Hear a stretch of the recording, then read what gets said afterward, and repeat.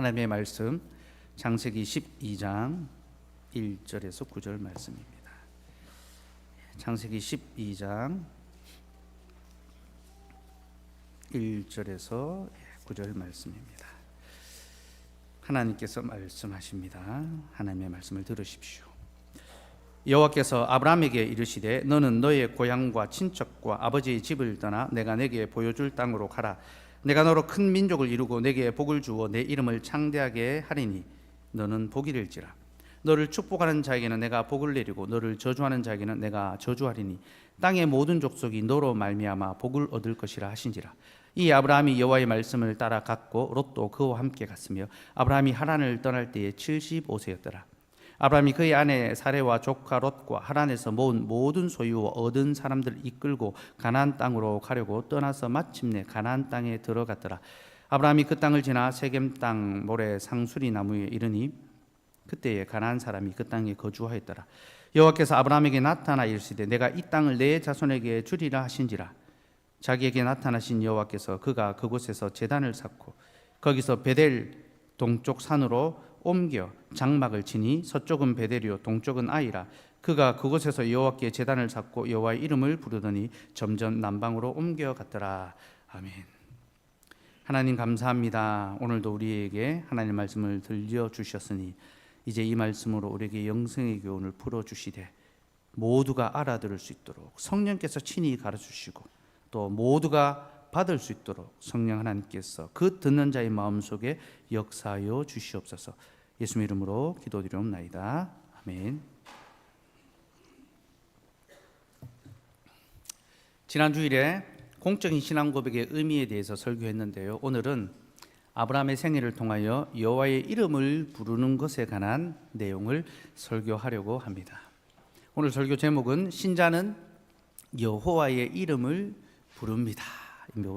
설교 대지는 첫째, 여호와의 이름을 불러야 하는 이유. 둘째, 여호와의 이름을 불러야 하는 장소. 이 두 가지를 살펴보려 합니다. 첫째, 여호와 이름을 불러야 하는 이유. 아브라함은 하나님의 부름을 받아 약속의 땅으로 왔으며 또 이것을 통하여 이 땅에 하나님의 나라가 시작됩니다. 그래서 아브라함의 등장은 새로운 창세기의 시작이라고 할 수 있습니다. 새로운 창세기, 본격적인 창세기가 아브라함의 부름을 통하여 시작됩니다. 그런데 이 아브라함의 부름은요, 어떤 특정한 사건과 깊은 연관이 있습니다. 네. 그럼 아브라함이 갈대아 우르라는 곳에 거주했는데요. 거기는 메소포타미아 문명의 발원지입니다. 그리고 거기서 아주 큰 사건이 일어나는데요. 바로 바벨탑 사건입니다. 여러분 바벨탑 사건 잘 아시죠? 아브라함이 살았던 바로 그곳이 바벨탑 사건이 일어났던 현장입니다. 그래서 아브라함의 부르심은 바벨탑 사건과 깊은 연관성이 있습니다. 결론적으로 말씀을 먼저 드리면요, 바벨탑 사건에 대한 하나님의 심판이 바로 아브라함의 부르심입니다. 그러니까 인간의 패역에 대한 하나님의 심판, 하나님의 응답이 바로 아브라함을 향한 부르심입니다.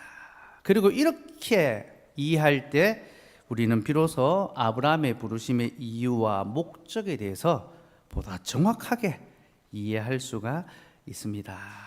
그럼 창세기 11장 1절에서 4절 말씀 한번 봅시다. 바벨탑 사건이 일어나는 상황을 한번 보겠습니다. 11장 1절에서 4절 같이 읽읍시다. 시작.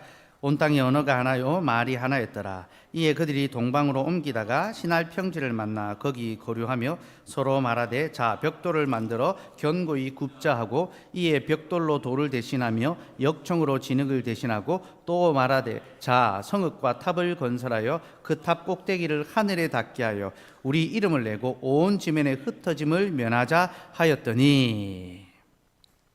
홍수 심판 후에 아직 온 땅의 언어가 하나였습니다. 근데 사람들이 동방으로 옮기다가 시날 평지를 만나 거기 거류했습니다. 거기 정착한 거죠. 여기서 가리키는 그들은 셈의 후손을 가리킵니다. 그러니까 2절에 그들이 동방으로 옮기다가 할 때 이 그들은 셈의 후손을 가리킵니다. 창세기 10장 21절부터 보면요, 셈의 족보가 나옵니다. 21절에 셈은 에벨 온 자손의 조상이요. 그러면서 셈의 후손들이 이제 이어서 나오거든요. 그 셈의 후손을 이야기하면서 그들이 동방으로 옮기다가라고 합니다. 그래서 이 그들은 바로 셈의 후손을 가리킵니다. 그들이 시날 땅에서 거기 거류했습니다. 근데 여러분, 이 시날 땅은요, 함의 후손이 다스리는 땅입니다. 10장 8절에서 10절 말씀 한번 볼까요? 함의 후손이, 함의 족보가 먼저 나오는데요. 8절에서 10절을 읽읍시다. 시작. 구스가 또 니므롯을 낳았으니 그는 세상의 천용사라. 그가 여호와 앞에서 용감한 사냥꾼이 되었으므로 속담에 이르기를 아무는 여호와 앞에 니므롯같이 용감한 사냥꾼이라 하더라. 그의 나라는 시날 땅의 바벨과 에렉과 아깝과 갈리에서 시작되었으며. 자, 함의 후손의 큰 용사 왕이 나옵니다. 니므롯입니다. 이 사람이 나라를 세웁니다. 그 나라는 시날 땅에 있었습니다. 시날 땅은 넓은 평지였죠. 비옥한 땅이었습니다. 그 초생달 지역이죠. 메소포타미아 문명 그 지역에 비옥한 넓은 땅이었습니다.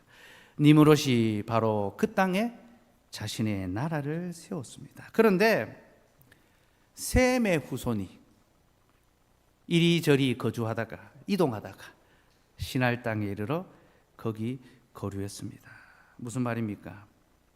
셈의 후손이 함의 후손의 땅에 정착한 거죠. 여러분, 셈과 함의 이야기는 잘 아실 겁니다. 이 둘은 노아의 아들들이었습니다. 그러나 이 둘은 전혀 다른 길을 갑니다. 셈은 하나님을 경외하는 믿음의 길로 갑니다. 그러나 함은 하나님을 거역하는 불신앙의 길로 갑니다. 그리고 불신앙의 길로 간 함이 먼저 번성합니다. 먼저 성공합니다. 그가 큰 평지에 큰 나라를 세웠습니다. 그렇게 그가 세운 나라, 그 나라에 셈의 후손들이 거류할 곳, 곧 정착한 곳을 찾다가 그 땅에 이르러 거기 거류하기로 작정했습니다. 경건의 후손이 불경건한 후손의 땅에 거주하기 시작한 것입니다. 왜 그렇습니까? 그곳이 살기가 좋아서죠. 인프라가 잘 갖추어져서죠. 이미 큰 나라가 세워져 있고 사람들이 누구나 살만한 환경이 구축되어 있는 겁니다. 직장이 많습니다. 일할 거리가 많습니다. 학군이 좋습니다. 우리 자녀들을 잘 키워서 좋은 학교 보낼 수 있는 교육 환경이 됩니다. 문화적으로 즐길 거리가 많습니다. 좋은 인프라들이 얼마나 많은지 모릅니다. 그래서 셈의 후손들이 그 땅에 거류하기로 작정합니다. 그리고 여러분, 그들이 거기서 무엇을 합니까? 거기서 바벨탑을 쌓아 올립니다. 곧 함의 후손과 손을 잡고 셈의 후손이 바벨탑을 쌓아 올립니다. 그게 바벨탑 사건입니다. 제가 늘 말씀을 드렸습니다. 바벨탑은 탑이 아니라 성이라고 했습니다. 바벨탑은요, 성과 성을 쌓아서 하늘까지 올라가는 거대한 성이며 제국입니다. 그래서 여러분 4절 보면요, 또 말하되 자 성읍과 탑을 건설하여 그 탑 꼭대기를 하늘에 닿게 하여. 성과 성을 연결하는 거대한 이 도시국가, 거대한 제국을 만드는 것이 바로 바벨탑입니다. 그래서 바벨성이라고 하는 게 더 맞습니다. 바벨이라는 거대한 제국을 세워 올리는 거죠. 이게 바로 셈의 후손과 함의 후손이 함께 협력하여 만들어낸 결과물입니다. 근데 여러분, 이들이 바벨탑을 쌓는 이유가 무엇입니까? 두 가지 목적 때문이죠. 첫째는 자신의 이름을 내기 위해서며 둘째는 흩어짐을 면하기 위해서입니다. 4절 같이 읽읍시다. 시작. 또 말하되 자 성읍과 탑을 건설하여 그 탑 꼭대기를 하늘에 닿게 하여 우리 이름을 내고 온 지면에 흩어짐을 면하자 하였더니, 그들은 자신들의 이름을 내기 위해서 그리고 흩어짐을 면하기 위해서 바벨탑을 쌓았습니다. 그리고 여러분, 이 두 가지는요, 하나님의 명령을 정면으로 거스르는 것입니다. 홍수 심판 후에 하나님께서는 사람들에게 두 가지 명령을 주셨습니다. 첫째는 그들로 여호와의 이름을 부르게 하는 것이며, 둘째로 그들에게 온 땅에 흩어지라라는 명령이었습니다. 하나님은 심판 후에 이 두 명령을 주셨습니다. 여러분, 여호와의 이름을 부른다라는 것은요, 일종의 수고입니다. 곧 하나님을 예배한다는 것입니다. 성경에서 여호와 이름을 불렀더라라는 구절을 보면요, 아, 하나님을 예배했구나, 그렇게 읽으시면, 이해하시면 됩니다. 하나님은 홍수 심판 후에 사람들에게 여호와의 이름을 부르도록, 하나님을 예배하도록 명령하셨습니다. 그리고 이것이 심판의 이유입니다. 여러분, 왜 하나님이 이 세상을 심판하셨을까요? 그때 노아 외에는 아무도 여호와 이름을 부르지 않았기 때문입니다. 온 땅에 죄악이 관영하여 더 이상 하나님의 이름을 부르지 않았습니다. 여러분, 인간이 악하고 범죄하면요, 하나님을 예배하지 않습니다. 누구를 예배합니까? 자신을 예배합니다. 하나님께서는 세상에 자신을 참되게 예배하는 자가 노아 하나밖에 없다는 사실을 보시고 세상을 물로 심판하셨습니다. 여러분, 하나님은 세상이 더 이상 자신을 예배하지 않을 때 세상을 심판하십니다. 그리고 이 심판을 통하여 하나님은 세상이 다시 자신을 예배하도록 회복하십니다. 교정하십니다.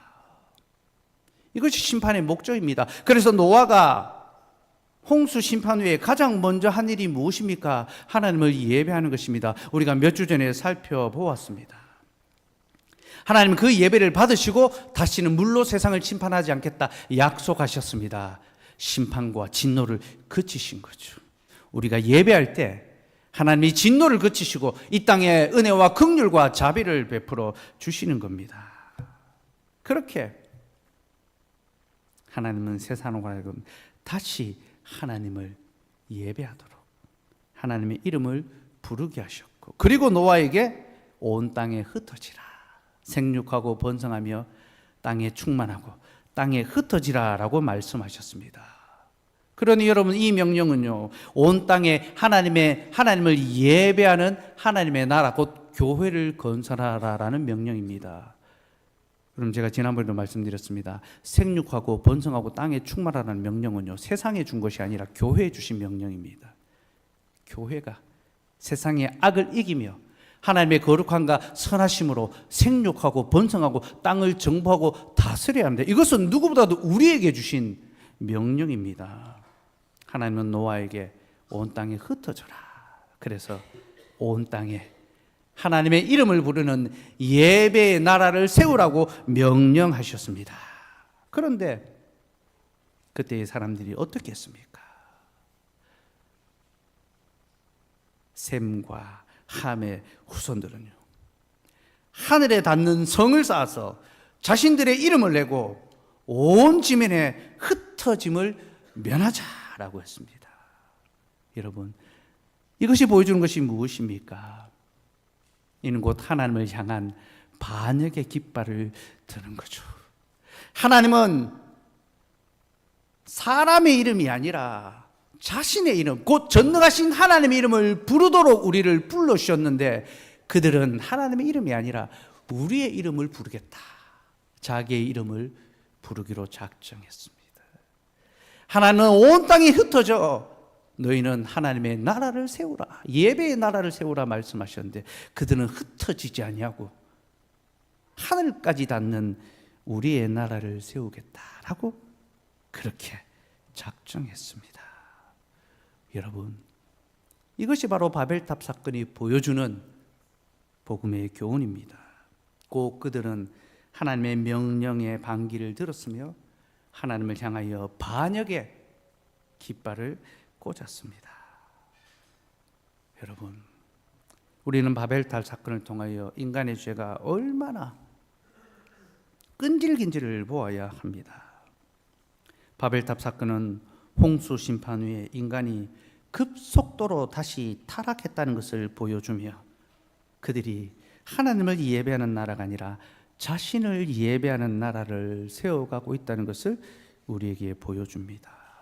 그리고 하나님께서는 바로 그러한 그들의 반역을 제압하십니다. 어떻게 제압하십니까?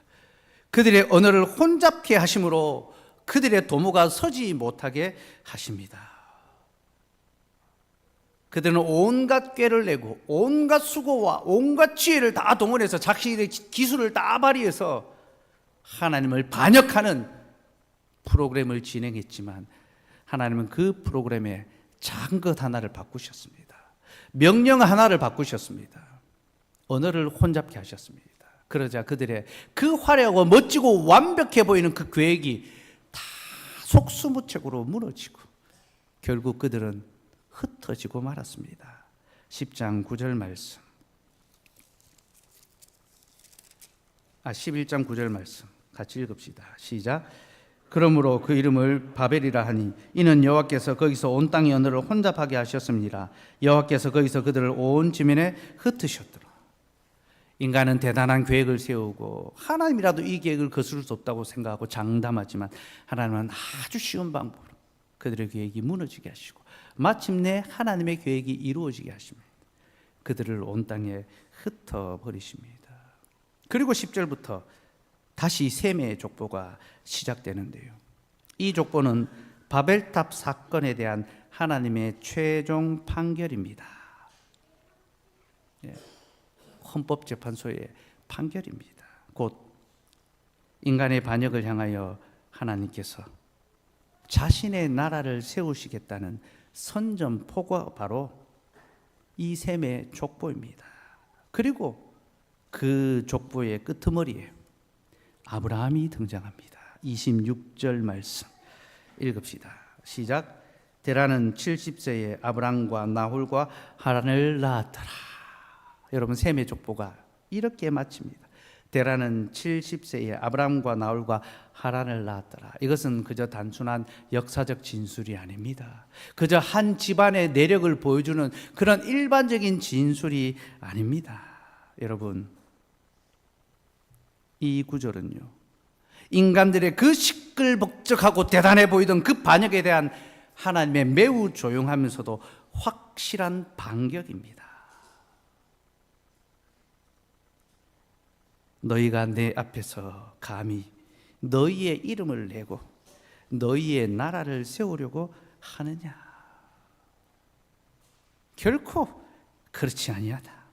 오히려 내가 너희 앞에서 내 이름을 내고 내 나라를 세울 것이다. 바로 그 약속의 선포가 26절입니다. 세상은 온갖 떠들썩한 소리를 외치며 자신들의 계획을 자랑하지만 하나님은 조용하게, 그러나 너무나 확실하게 자신의 계획을, 자신의 역사를 이루어 가십니다. 그렇게 아브라함은 세상의 반역에 대한 하나님의 반격이며 하나님은 온 세상을 향하여 나의 이름을 부르는 나의 나라를 세울 것이다 라고 공포하셨습니다. 이것이 아브라함의 부름의 이야기고요. 그래서 그의 부름의 이야기는요, 12장 8절에서 첫 번째 이야기, 첫 번째 패러그랩이 끝나게 됩니다. 그럼 8절 말씀, 12장 8절 같이 읽읍시다. 시작. 거기서 베델 동쪽 산으로 옮겨 장막을 치니 그가 그곳에서 여호와께 제단을 쌓고 여호와의 이름을 부르더니, 아브라함이 하나님의 부름을 받아 약속의 땅으로 들어왔고 그가 거기서 베델 동쪽 산으로 옮겨 장막을 치니 그가 그곳에서 여호와께 제단을 쌓고 여호와의 이름을 불렀더라. 예배의 제단을 쌓고 하나님의 이름을 부르는 것으로 아브라함의 첫 번째 패러그랩이 끝이 납니다. 그리고 여러분, 이 8절은요, 참으로 가슴이 웅장해지는 그런 구절입니다. 저는 이 8절을 읽으면서 마음이 너무 벅차올라서, 야, 하나님의 이 구속의 섭리가 너무나 놀랍다고 마음이 막 벅차올라서 얼마나 가슴이 뛰었는지 이 흥분을 감추지 못했습니다.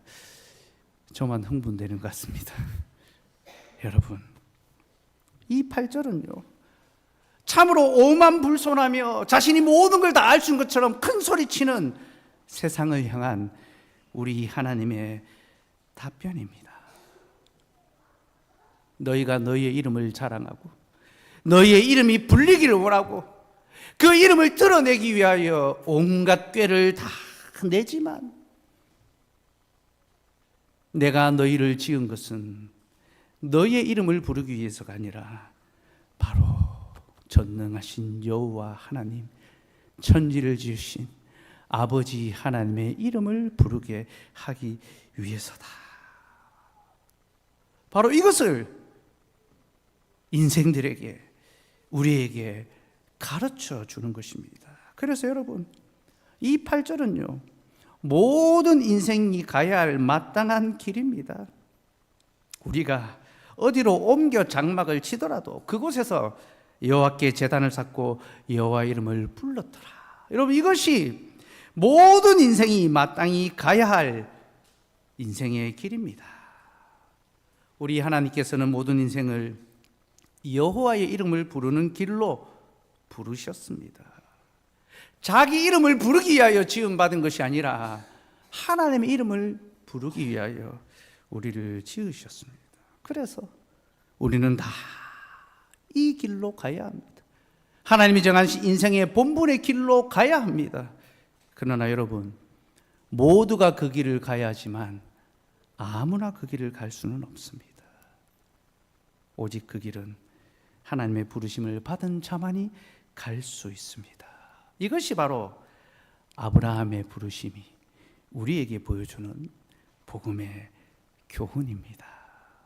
사랑하는 여러분, 아브라함은 여호와의 이름을 부르도록 부름받았습니다. 그리고 그런 부름받은 대로 하나님이 지시하는 땅으로 가서 그의 이름을 불렀습니다. 그리고 그의 여정은 누가 하나님을 예배할 수 있는지를, 누가 하나님의 이름을 부를 수 있는지, 모두가 다 자기의 이름의 영광을 위하여 살아가는 시대 가운데 누가 자신의 이름이 아니라 여호와 이름을 부르며 살아갈 수 있는지를 우리에게 똑똑히 보여줍니다. 여러분, 누가 여호와 이름을 부를 수 있습니까? 그의 이름을 부르도록 부름받은 자들만이 그의 이름을 부를 수가 있습니다. 사랑하는 여러분, 우리가 하나님을 예배할 수 있는 것은 하나님께서 우리를 예배하도록 불러주셨기 때문입니다.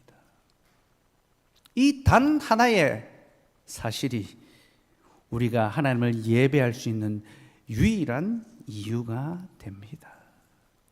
그러니 여러분, 우리 하나님의 이 부르심을 기쁨과 감사함으로 받고 즐거운 마음으로 그의 이름을 부르며 그를 경배하며 살아갑시다.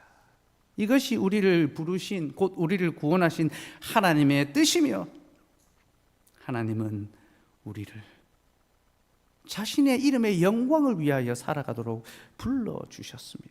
곧 신자는 자기 이름이 아니라 여호와의 이름의 영광을 위하여 살아가는 자들입니다.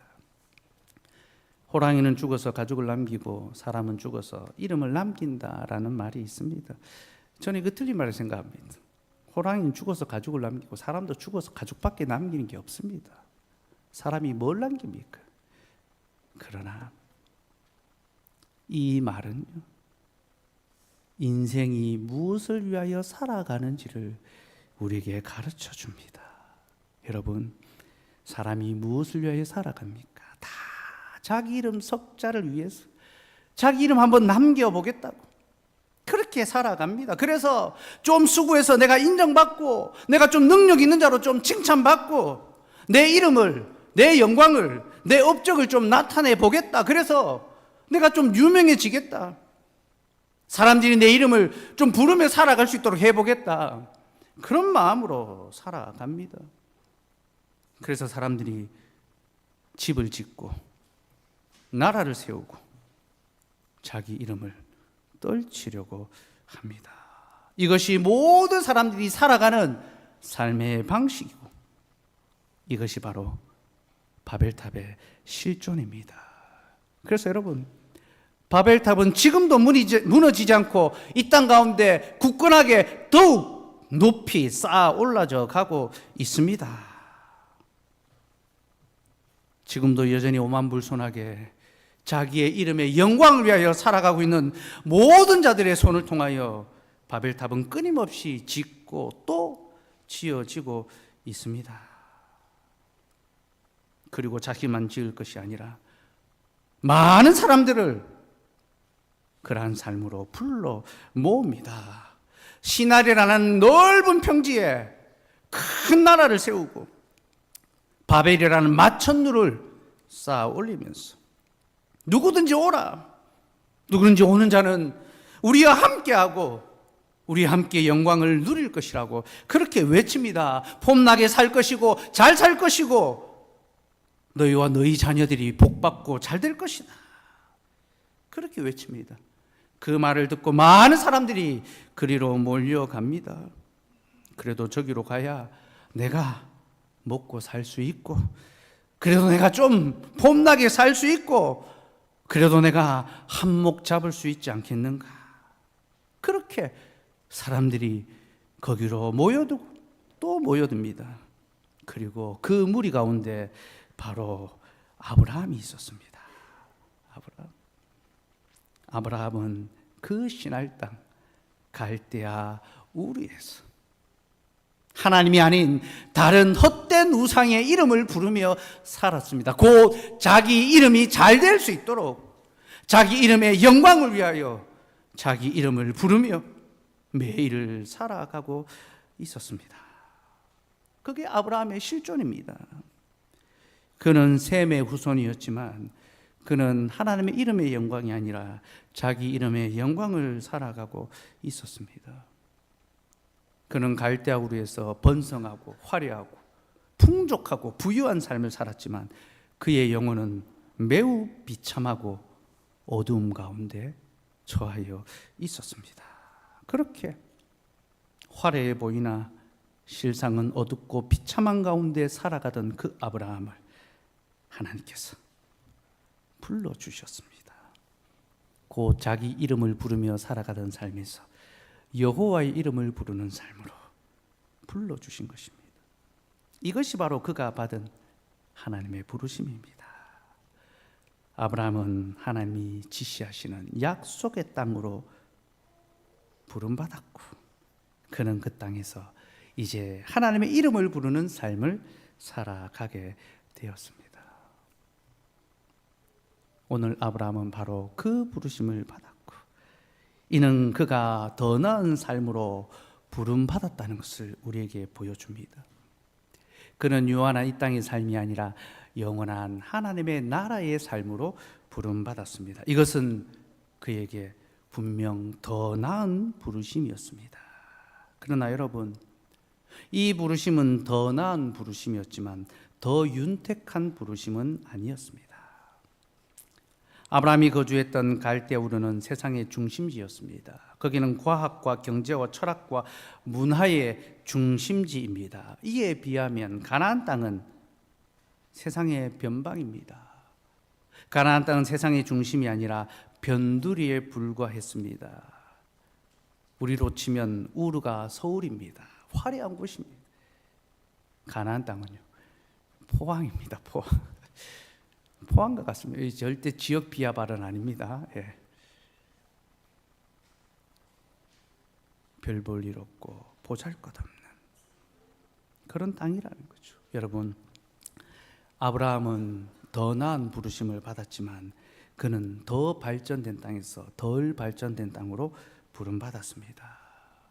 이는 하나님의 더 나은 부르심이 더 안 좋은 부르심일 수 있다는 것을 우리에게 가르쳐 줍니다. 그리고 여러분, 우리가 하나님의 부르심을 받을 때 우리는 더 좋은 곳으로 부름받은 것이 아니라 더 나은 곳으로 부름받았다는 것을 기억해야 합니다. 하나님께서는 우리를 더 윤택하고 더 좋은 삶으로 부른 것이 아니라 하나님을 예배하는 더 나은 삶으로 불러주셨고, 우리는 거기서 하나님의 이름을 부르며 예배해야 합니다. 이것이 우리에게 주시는 하나님의 본분입니다. 둘째, 여호와의 이름을 불러야 하는 장소. 하나님께서는 아브라함을 약속의 땅으로 인도해 드리시고 거기서 여호와 이름을 부르게 하셨습니다. 곧 하나님은 우리를 자신의 이름을 부르는 땅으로 인도해 드시고 거기서 여호와 이름을 부르며 살게 하십니다. 세상에서 불러내어 자신의 이름을 부르며 사는 자들에게서 불러내어 여호와의 이름을 부르는 자들과 함께 살아가게 하십니다. 이게 아브라함을 부르시는 하나님의 뜻이었습니다. 그리고 하나님은 그를 가나안 땅에 부르셨을 뿐만이 아니라 그에게 특정한 한 예배의 장소로 그를 부르십니다. 22장 2절 말씀 한번 볼까요? 창세기 22장 2절 말씀. 하나님이 아브라함을 특정한 예배의 장소로 부르시는 그 내용입니다. 2절 읽읍시다. 시작. 여호와께서 이르시되 내 아들 내 사랑하는 독자 이삭을 데리고 모리아 땅으로 가서 내가 내게 일러준 한 산 거기서 그를 번제로 드리라. 이삭을 바치는 사건은 아브라함에게서 인생의 절정입니다. 그의 믿음이 얼마나 아름답게 성장했는지를 보여주는 실질입니다. 그러나 여러분, 이 이삭을 바치는 사건은요, 아브라함의 믿음을 보여주는 동시에 예배의 절정을 우리에게 보여주기도 합니다. 그가 하나님이 지시하는 한 땅으로 갔어. 바로 거기서 하나님을 예배했다는 겁니다. 우리는 아브라함이 이삭을 바치는 장면에서 아브라함의 인간적인 희생을 먼저 생각하기 쉽습니다. 그러나 여러분, 우리는 이 장면에서 아브라함의 희생보다도 하나님의 희생을 먼저 볼 수 있어야 합니다. 여러분, 이삭은 아브라함의 아들이었지만요, 그 아들은 하나님께 주신 약속의 선물입니다. 아브라함이 이삭을 100세에 얻었습니다. 그의 아내는 더 이상 자녀를 낳을 수가 없었습니다. 곧 자신의 혈통, 자신의 힘의 능력으로는 자녀를 낳을 수 없지만 하나님의 능력으로, 하나님의 은혜로 자녀를 얻었습니다. 그러니 이 이삭이 보여주는 것이 무엇입니까? 아브라함의 힘과 능력이 아닙니다. 그가 100세나 되어도 아들을 낳았구나, 야, 아브라함이 힘이 있구나, 능력이 있구나, 그의 이름의 영광을 보여주는 것이 아닙니다. 도리어 그는 무능하지만 하나님은 전능하시는구나, 하나님의 전능하신 그 능력을 보여주죠. 그래서 이삭은요, 전적으로 하나님의 이름을 자랑하는 존재였습니다. 그러니 우리는 이 이삭을 바치는 사건을 통하여 아브라함의 희생이 아니라 하나님의 희생을 먼저 보아야 합니다. 무슨 희생입니까? 하나님께서 자신의 약속을 성취하시기 위하여 자기의 아들을 내어주기까지 희생하신다라는 것. 바로 그것이 이삭의 사건 속에 담아 놓으신 하나님의 구속의 복음입니다. 하나님 아브라함에게 바로 이 약속을 보여주기를 원하시고, 내가 너와 맺은 언약을 지키기 위하여 내 아들 독자도 내가 아끼지 않고 너를 위하여 희생하겠다. 하나님의 자기 희생을 보이시고, 그러므로 너는 내가 지시한 땅에서 나를 예배하라. 예배해야 될 이유를 가르쳐 주시는 겁니다. 그래서 아브라함이 하나님이 일러주신, 지정하신, 여기서 일러주었다는 예비하셨다라는 말입니다. 이 모리아산이 나중에 예루살렘 성전이 세워집니다. 바로 그 장소에. 그리고 그 예루살렘 성전이 예수 그리스도로 말미암아 새로운 성전, 참 성전, 곧 교회로 바뀌어지게 됩니다. 하나님은 아브라함이 이삭을 바치는 그 현장에 참되고 영원한 하나님의 성전이 무엇인지를 미리 보여주셨습니다. 곧 자신의 아들 예수 그리스도의 희생의 제사를 통하여 이 땅에 영원한 하나님의 나라, 하나님을 예배하는 교회가 세워질 것을 약속해 주신 겁니다. 아브라함은 바로 그 교회로 부름을 받아 거기서 하나님의 이름을 부르며 예배했습니다. 이것이 아브라함의 생애가 우리에게 보여주는 하나님의 이름을 부르는 그 약속의 의미입니다. 사랑하는 여러분, 우리는 하나님께서 우리에게 지정하신 장소, 하나님을 참되게 예배할 수 있도록 우리를 불러주신 바로 그곳에 가서 하나님을 예배해야 합니다. 주일마다 교회로 함께 모여 거기서 우리의 이름이 아니라 하나님의 이름을 부르며 그를 경배하는 것이 모든 신자의 마땅한 본분입니다. 그리고 여러분, 우리가 이 일을 행하기 위해서 우리는 우리가 속한 바벨을 떠나야 합니다. 아브라함이 우르를 떠나 약속의 땅으로 갔던 것처럼 우리도 우리의 바벨을 떠나 약속의 땅으로 가야지만 하나님의 이름을 부르며 예배할 수 있습니다. 여러분, 인간적으로 볼 때는 바벨이 더 좋은 땅이라고 했습니다. 거기가 더 번성하고 더 성공하고 더 잘 될 수 있는 땅입니다.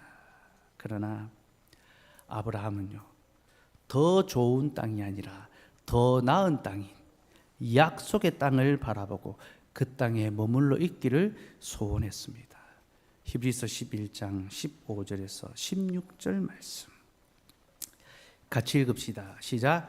그들이 나온 바 본향을 생각하였더라면 돌아갈 기회가 있었으려니와 그들이 이제는 더 나은 본향을 사모하니 곧 하늘에 있는 것이라. 여기서 그들은 창세기에 족장들인 아브라함과 이삭과 야곱을 가리킵니다.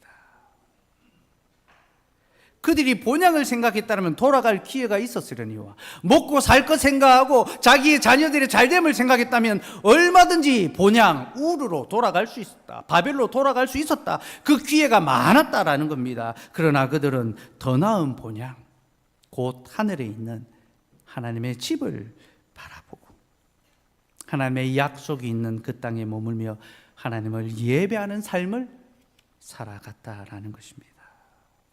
사랑하는 여러분, 우리는 더 좋은 땅이 아니라 더 나은 땅으로 부름받았다는 것을 기억합시다. 우리는 자기의 이름을 내기 위하여 성을 쌓고 자신의 성공과 번영을 자랑하는 그런 땅이 아니라 하나님을 예배하며 그의 이름의 영광을 자랑하는 땅에서 살아가도록 부름받았습니다. 그러므로 자랑하는 자들은 주 안에서 자랑하라. 우리는 주님 안에서 주님의 이름을 자랑해야 하는 자들입니다. 그러니 여러분, 우리 다시 바벨로 돌아가지 말고 여호와의 산에 오르며 거기서 여호와 이름을 예배합시다. 이스라엘 백성들이 출애굽하여 광야 생활할 때 그 생활이 힘들었습니다. 마실 물이 없었습니다. 그래서 그들이 어떻게 합니까? 애굽으로 돌아가려고 합니다. 이게 인간의 본성입니다. 이게 인간의 근성입니다. 세상이 주는 재미와 즐거움이 성공이 달콤하거든요. 자꾸만 돌아가려고 합니다. 그게 우리의 본성입니다. 그러나 여러분, 우리의 그 본성을 성령의 은혜로 이길 수 있습니다. 성령께서 우리 속에서 말할 수 없는 탄식으로 우리를 위하여 간구하십니다. 하나님의 말씀을 기억나게 하십니다. 너희가 어디서 부름을 받았고 무엇을 위하여 부름 받았는지 너는 기억하라. 너는 너의 이름이 아니라 너를 구원하신 여호와 하나님의 이름을 부르기 위하여 부름 받았고, 너는 세상의 저 화려한 것이 아니라 소박하고 단촐하지만 하나님이 지시하신 예배의 자리로 부름 받았다. 주께서 우리에게 말씀하시고 교훈하십니다. 그러니 여러분, 우리 다시 바벨로 돌아가지 말고 여호와의 산에 오르며 거기서 여호와 이름을 예배합시다. 그 자리에 나 혼자만이 아니라 나와 함께 많은 성도들이 주님을 즐거이 예배하게 될 것입니다. 이사야 2장 3절 말씀 즐겁시다. 시작. 많은 백성이 가며 이르기를 오라 우리가 여호와의 산에 오르며 야곱의 하나님의 전에 이르자 그가 그의 길을 우리에게 가르치실 것이라 우리가 그 길로 행하리라 하리니 이는 율법이 시온에서부터 나올 것이요 여호와의 말씀이 예루살렘부터 나올 것임이니라. 여러분, 우리는 함께 가며 여호와의 산에 올라가기를 서로 권면하고 서로 격려하고 서로 이끌어 주어야 합니다. 우리 가자, 같이 가자, 함께 가자. 우리가 가서 여호와의 말씀을 듣고 그의 율법을 배우자. 그 말씀은 영생의 말씀이요 그 율법은 사랑의 말씀이로다. 세상에 이런 교훈은 없다. 그렇게 서로 격려하고 권면하며 하나님의 말씀이 선포되는 것으로 예배의 자리로 우리의 가족을, 우리의 자녀들을, 우리의 이웃들을, 우리의 성도들을 서로 끌어주고 밀어주고 세워주며 여호와의 전에 올라가야 합니다. 사랑하는 여러분, 우리 매주일 그렇게 서로 끌어주고 서로 업어주고 서로 안아주며 여호와의 산에 올라갈 수 있기를 소망합니다. 말씀을 맺겠습니다. 모든 인간은 자신의 이름을 내기 위하여 살아가며 자신의 나라를 세우기 위하여 수고합니다. 이것은 하나님을 향한 명백한 반역이며 그들의 모든 수고는 다 신기루처럼 사라질 것입니다. 그런데 여러분, 우리 역시 그들의 반역에 동참하며 그들과 같이 헛된 것을 위하여 살아가고 있습니다. 여러분, 우리도 우리의 이름을 내기 위하여 살아가고 세상에서 집을 사고 성공을 이루기 위하여 그것을 목적으로 삼아 살아가며 그렇게 행하고 있습니다. 우리는 다 바벨탑을 쌓는 일에 동참한 자들이며 거기서 벽돌을 구우며 그들의 사업에 부역하던 부역자들입니다. 우리는 다 역적의 도당들입니다. 그날에 우리가 그들의 친구였으며 그들과 한 통속이었습니다. 함의 후손과 셈의 후손이 한 무리였습니다. 그러나 하나님께서 바로 그런 우리를 불러 하나님의 이름을 예배하며 살아갈 수 있게 해주셨습니다. 하나님은 세상의 한복판에서 세상을 위하여 살아가던 우리를 약속의 땅으로 불러주셨고 거기서 주의 이름을 부르게 하셨습니다. 그러니 여러분, 이제 우리 다른 곳 기웃거리지 말고 돌아가려 하지 말고 예배의 자리에서 주님을 경배하며 살아갑시다. 이것이 우리가 살아가야 할 이유며 우리의 본분이므로 우리가 다 자기 이름이 아니라 여호와의 이름의 영광을 위하여 살고 그것을 위하여 기꺼이 수고와 헌신과 손해를 감당합시다. 여러분, 우리가 예배를 위하여 희생할 수 있다는 것은요, 하나님께서 우리를 위하여 먼저 희생해 주셨기 때문입니다. 여러분, 우리가 무슨 희생을 합니까? 주께서 희생해 주셨으니 우리가 섬길 수 있는 거죠. 그러므로 우리가 예배를 위해서 수고하고 희생하고 헌신할 수 있다면 이것은 우리에게 무한한 영광이며 기쁨이며 감사입니다. 시간을 내고 먼 거리를 이동하고 물질을 내고 마음을 드리고 이 모든 수고와 헌신은 주께서 우리에게 허락하신 무한한 기쁨과 감사와 영광입니다. 여러분, 이 수고는 결코 무거운 짐이 아니라 가벼운 짐이며 이 수고는 억지로 지으는 수고가 아니라 감사함으로 지는 자원함의 수고입니다. 우리 모두가 이 즐거운 헌신에 다 함께 동참하고 예배가 우리에게 억지의 의무가 아니라 기쁨의 감사가 되기를 소망합니다. 영원토록 거룩하신 삼위 하나님의 이름을 부르며 살아가는 저와 여러분 되기를 소망합니다.